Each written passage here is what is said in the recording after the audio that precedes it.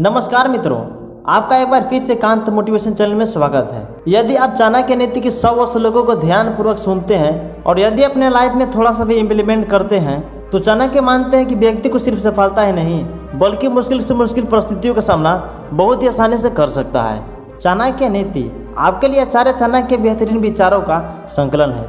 चाणक्य नीति आज भी भारत में सबसे ज़्यादा पढ़े जाने वाली पुस्तक है। चाणक्य के अनुभव के आधार पर सिद्ध और व्यवहारिक जीवन में उपयोगी विचारों का संकलन चाणक्य नीति नामक पुस्तक में किया गया है। परंतु चाणक्य नीति उन संस्कृत भाषाओं में लिखी गई थी जिस कारण वह सर्वसाधारण के लिए पढ़ना कठिन है। इसलिए हमने चाणक्य नीति को चुनिंदा 100 श्लोकों का एक ऑडियो समरी में प्रस्तुत करने का प्रयास किया है। चाणक्य के ये सभी विचार व्यवहारिक जीवन में आज भी प्रासंगिक है। तो चलिए शुरू करते हैं चाणक्य की 100 महत्वपूर्ण श्लोक। आप्तिकाल के लिए धन बचाना चाहिए। धन से भी बढ़कर स्त्री की रक्षा करनी चाहिए, लेकिन धन और स्त्री से भी बढ़कर स्वयं की रक्षा करनी चाहिए। दुष्टा पत्नी, धूर्त मित्र, उत्तर देने वाला नौकर, घर में रहने वाला सांप, ये चारों मृत्यु का दूसरा रूप है, इसमें कोई शक नहीं है।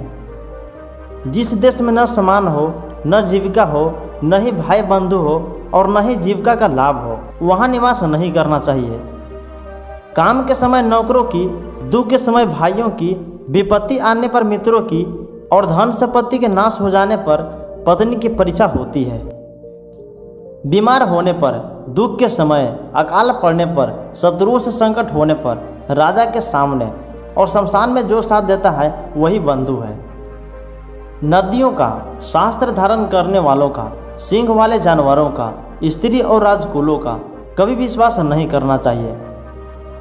विष से अमृत को, अशुद्ध पदार्थों से सोने को, नीच व्यक्ति से उत्तम विद्या को एवं दुष्ट कुल से भी गुणवान स्त्री को ग्रहण कर लेना चाहिए। जिसका पुत्र उसके वश में हो, स्त्री उसकी इच्छा के अनुरूप आचरण करे, जो थोड़े धन में संतुष्ट हो, उसके लिए स्वर्ग यही है। पुत्र वही जो पितृभक्त है, पिता वही जो पालन पोषण करता है, जिस पर विश्वास हो वही मित्र है, वही स्त्री है जिससे सुख प्राप्त हो। सामने मीठी मीठी बातें करें और पीठ के पीछे काम बिगाड़े, ऐसे मित्र से दूर रहना चाहिए। वह उसी प्रकार का है जैसे अंदर विष और ऊपर से दूध से भरा हुआ घड़ा। कृत्रिम पर तो कदापि विश्वास नहीं करना चाहिए, लेकिन सुमित्र पर भी अधिक विश्वास नहीं करना चाहिए, क्योंकि कभी नाराज हो जाने पर वह सारी गुप्त बातें प्रकट कर सकता है। मन में सोचे हुए कार्य को किसी के सामने प्रकट नहीं करना चाहिए, उस पर मनन करते हुए चुपचाप ही उस कार्य को पूरा करना चाहिए। जिस प्रकार सभी पर्वतों पर माने के नहीं मिलता, हर हाथी के मस्तक पर मोती नहीं होता, सभी जंगलों में चंदन के वृक्ष नहीं होते, उसी प्रकार सज्जन पुरुष सब जगह नहीं मिलते। वे माता पिता शत्रु के समान हैं जिन्होंने अपने बालक को शिक्षा नहीं दी, क्योंकि सभा के बीच वे बालक उसी तरह अच्छे नहीं लगते जिस प्रकार हंस के मध्य बगुला। अधिक लाड़ प्यार करने से पुत्र और शिष्य में अनेक दोष उत्पन्न हो जाते हैं, अतः पुत्र और शिष्य पर कड़ी नजर रखना ही उचित है। पत्नी का वियोग, अपने लोगों से अपमान, युद्ध में बचा हुआ शत्रु, बुरे राजा का सेवा, दरिद्रता, विपरीत स्वागत वालों की सभा, ये बिना अग्नि के ही शरीर को जला देते हैं।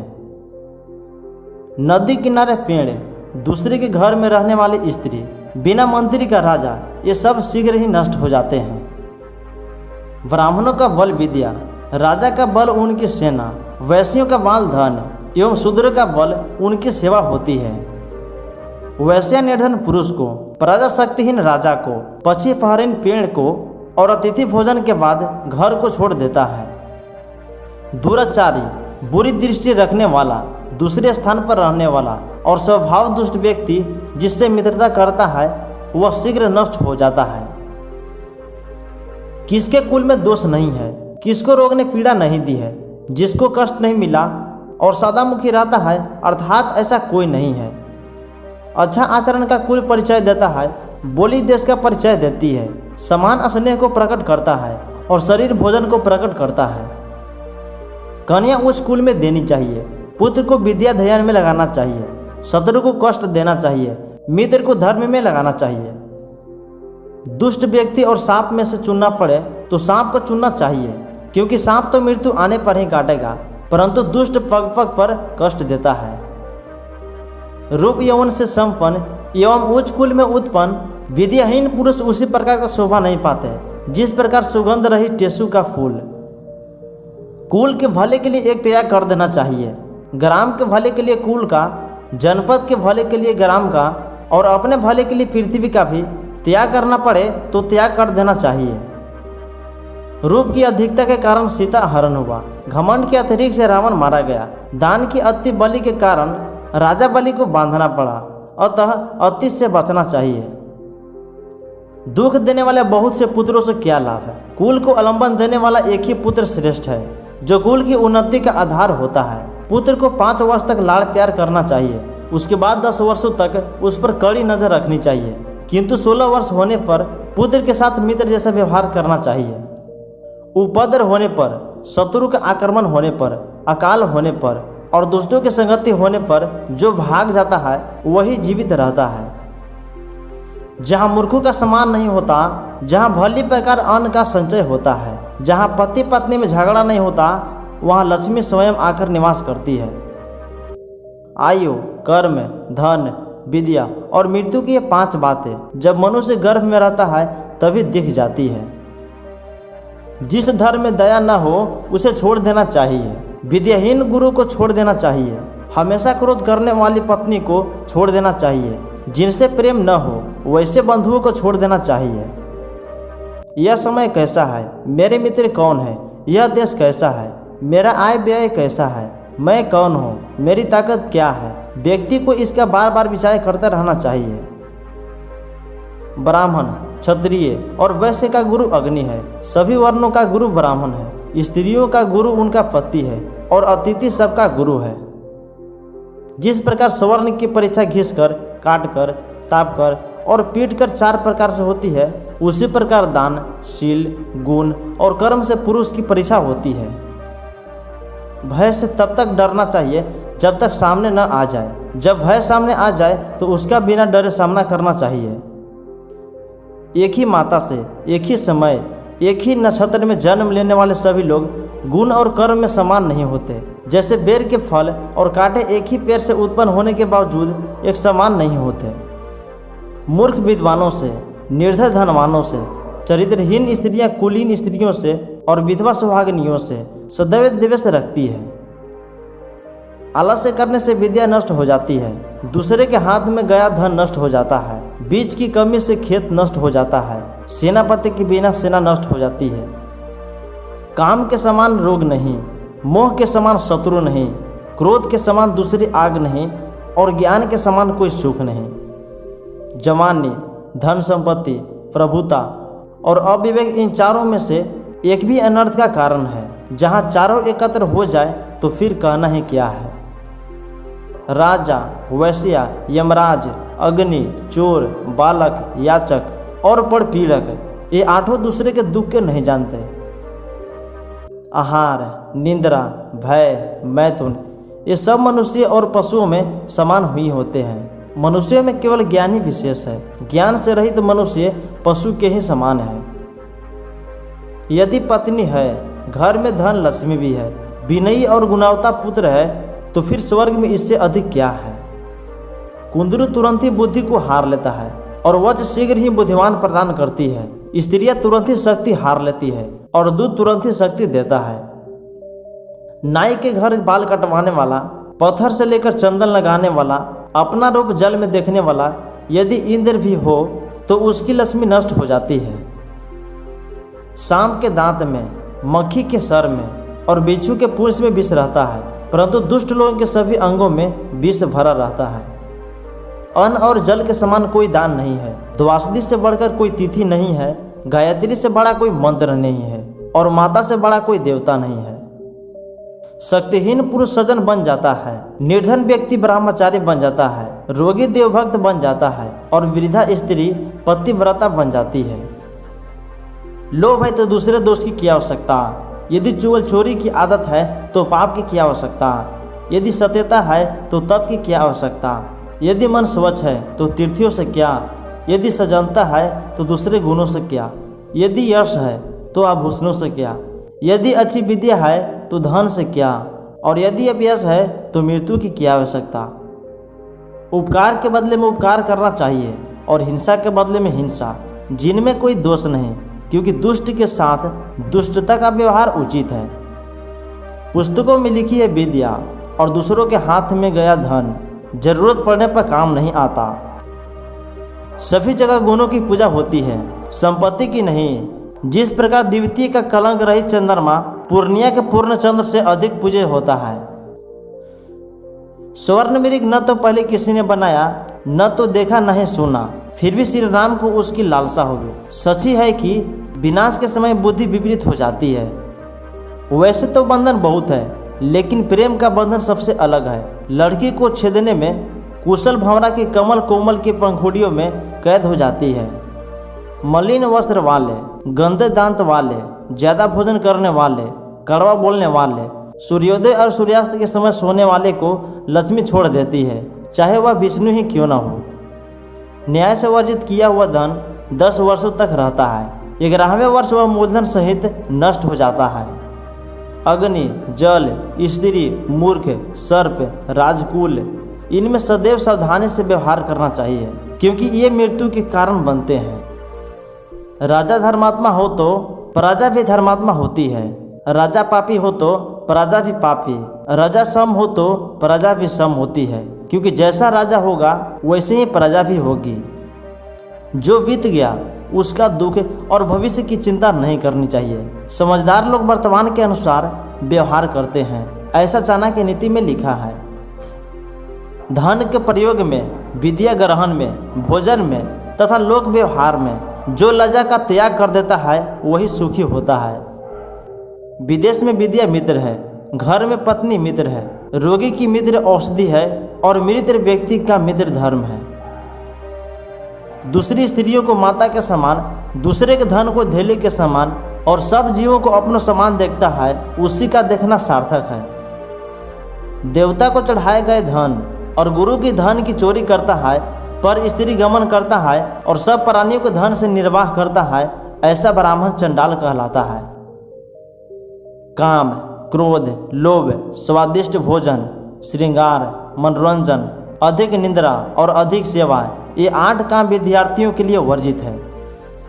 कलयुग के 10,000 वर्ष बीतने पर विष्णु जी पृथ्वी को, 5,000 वर्ष बीतने पर गंगा जी जल को, 2500 वर्ष बीतने पर ग्राम देवता ग्राम को छोड़कर चले जाते हैं। भाग्य भिखारी को राजा, राजा को भिखारी, धनी को निर्धन और निर्धन को धनवान बना सकता है।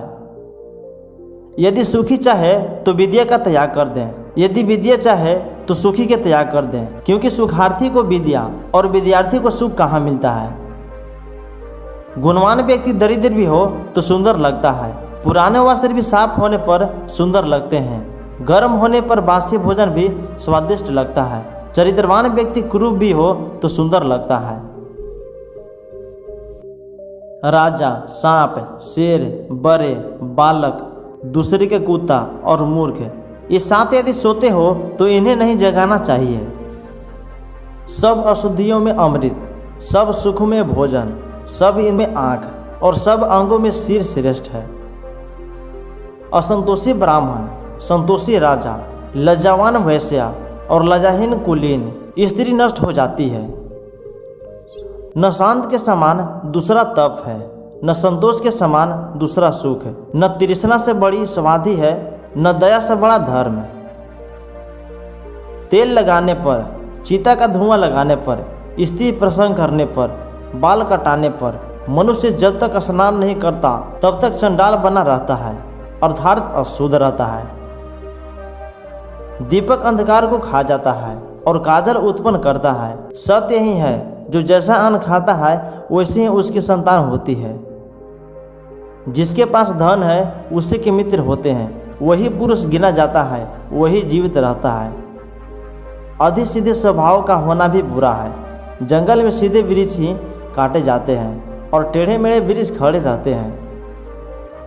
अपनी स्त्री, भोजन और धन से संतुष्ट रहना चाहिए, लेकिन पढ़ाई, जप और दान में कभी संतुष्ट नहीं होनी चाहिए। ऋण लेने वाला पिता, व्यभिचारिणी माता, सुंदर स्त्री और मूर्ख पुत्र, ये चारों शत्रु के समान हैं। अपने राज्य में हुए पाप को राजा और राजा के किए पाप को पुरोहित भोगता है। स्त्री के किए हुए पाप को पति और शिष्य के किए हुए पाप को गुरु भोगता है। जैसा होनी होती है वैसी ही वृद्धि, उपाय और सहायक मिल जाते हैं। राजा की पत्नी, गुरु की पत्नी, मित्र की पत्नी, सास और जन्म लेने वाली माँ, इन 5 को माता कहते हैं। जन्म देने वाला, यज्ञोपवीत संस्कार करने वाला, विद्या देने वाला, अन्न आदि के द्वारा पालन करने वाला और भय से बचाने वाला, ये 5 पिता कहे जाते हैं। धन का नाश, मन का कष्ट, पत्नी का चरित्र, नीच वचन और अपना अपमान। बुद्धिमान पुरुष को यह किसी से नहीं कहना चाहिए। 2 ब्राह्मणों के बीच, ब्राह्मण और अग्नि के बीच, अर्थात यज्ञ के बीच, पति पत्नी के बीच, मालिक और नौकर के बीच, हल और बैल के बीच कभी नहीं पड़ना चाहिए। अग्नि, गुरु, ब्राह्मण, गाय, कुमारी कन्या, वृद्धि और बालक को कभी पैर से नहीं छूना चाहिए।